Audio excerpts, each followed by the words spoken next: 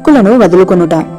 తండ్రి, నేను పరలోకమునకు విరోధముగాను నీ ఎదుటను పాపము చేసి తిని ఇక మీదట నీ కుమారుడనని అనిపించుకొనుటకు యోగ్యుడను కాను. నన్ను నీ కూలివారిలో ఒకనిగా పెట్టుకొనుము. లూకా 15:18-19 వచనాలు. ఇక్కడ కుమారుడు తన హక్కులను వదిలిపెట్టి నన్ను నీ కూలివారిలో ఒకనిగా పెట్టుకొనమని చెప్పెను. పూర్తి అయోగ్యతను గురించి ఈ గ్రహింపు నిజమైన పశ్చాత్తాపము. నీ కుమారునిగా ఉండుటకు ఉన్న హక్కులన్నిటినీ వదిలివేస్తున్నాము. అతని తండ్రి చాలా పెద్ద వ్యక్తి, అందువలన నా హక్కులను వదిలేస్తున్నాను అని చెప్పడం అతనికి తేలికైన విషయం కాదు. ఇవి మన హక్కులు అని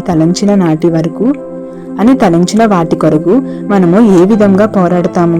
శుద్ధపరచబడని మన స్వభావము తన హక్కుల కొరకు పోరాడుతుంది. ప్రియ స్నేహితులారా, నిజమైన పశ్చాత్తాపము అన్ని హక్కులకు పరిత్యజిస్తుంది. నీ కృప మీద నన్ను నేను పెట్టుకుంటాను. ఇది మాట్లాడినంత సులభము కాదు. మన గర్వము, మన స్వీయ స్వభావము, మన హక్కులు ఏవని భావిస్తామో వాటిని అంటిపెట్టుకుని ఉంటాయి. మన హక్కుల జోలికి ఎవరైనా వచ్చినట్లయితే మనం ఎంతగానో కోపపడతాము. సిలువ దేని కొరకు నిలవబడుచున్నదో ఆ సిలువ వేయబడు అనుభవమును మనము పొందాలి.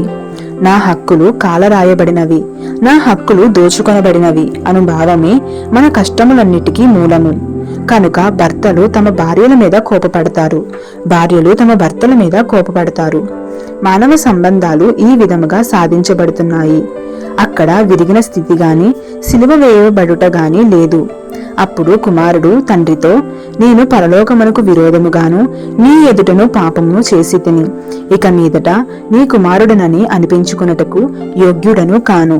వీటిని గురించి చెప్పుకున్నటకు తండ్రి అతనికి తరుణమీయలేదు. అయితే తండ్రి ప్రేమను బట్టి అతనిని మాట్లాడనీయలేదు. హక్కులను పూర్తిగా వదులుకునే స్థితికి వచ్చినప్పుడు మాత్రమే నీవు దేవుని కృపను మెచ్చుకొనగలవు. యోగ్యత లేకుండానే దేవుని కృపను అపరిమితముగా పొందాము. కానీ మనము కృతజ్ఞతతో నింపబడి ఉన్నామా? అయితే తండ్రి తన దాసులను చూచి ప్రశస్త వస్త్రము త్వరగా తెచ్చి వీనికి కట్టి వీని చేతికి ఉంగరము పెట్టి పాదములకు చెప్పులు తొడిగించుడి. వస్త్రములు హోదాను తెలియజేస్తాయి, బిరుదులు వస్త్రముల మీద ప్రదర్శింపబడతాయి. తండ్రి తన కుమారునికి గృహములోని శ్రేష్టమైన వస్త్రములను ఇచ్చి హోదాను స్థిరపరచాలని కోరుచున్నాడు. మన హక్కులను మనము విసర్జించలేదు కనుక మనము హోదాను అనుభవించుటలేదు. మన అయోగ్యతను మనము వేసుకొనొచ్చు దేవుడు అనుగ్రహించు కుమారత్వమునందు మనము ఎంతగానో పరవశిస్తాము.